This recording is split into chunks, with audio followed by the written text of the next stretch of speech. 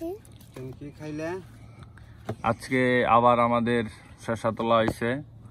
আজকে আমাদের প্রতিদিন এই যে ফালিয়ে দিতে সকে রিয়ান, ওই যে ফালিয়ে দিছে, ওই যে এটা, ওই যে পেঁয়াজি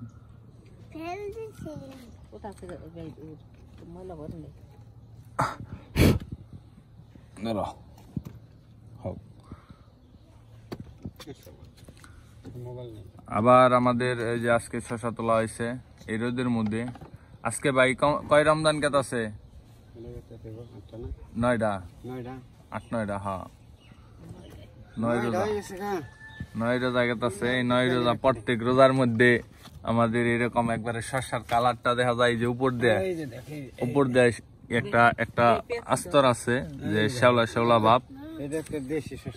এটা একবার দেশি শসা, হ্যাঁ এটা দেশি শসা। আর এটা হইলো এই সবগুলো আর কি হাইব্রিড জাতের, কিন্তু আমাদের শসাগুলো খুব ফ্রেশ। আর এই যে বাগানের অবস্থা দেখি, গাছগাছালিতে এখনো কেমন শসা আছে। এই যে বাগান খুব সুন্দর। আর এইদিকে আমি আছি আলামিন ব্যাপারী। আর এই সাইডে এই যে বাগানের এই গাছগুলো, এই সাইডের গাছগুলো মরতাছে। আর এই যে আমি আপনাদের দেখাই যে এখনো যেমন এই যে গাছের গোড়া থেকে শসা ধরতে এই যে দেখেন এখনো ওই যে কি পরিমাণ শসা, ঠিক আছে। এই যে গাছে আর কি এই যে পুষি থেকে বেরিনের আগেই শসা বেরিয়েছে।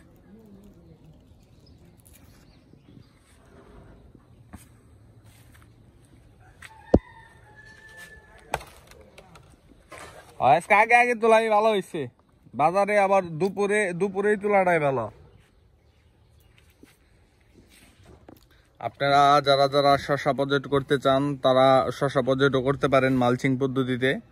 যে শসা প্রজেক্ট আসলেই খুবই একটা লাভজনক, যদি করতে পারেন ভালো মতো যত্ন নিয়ে, তাহলে অবশ্যই লাভজনক। ধন্যবাদ।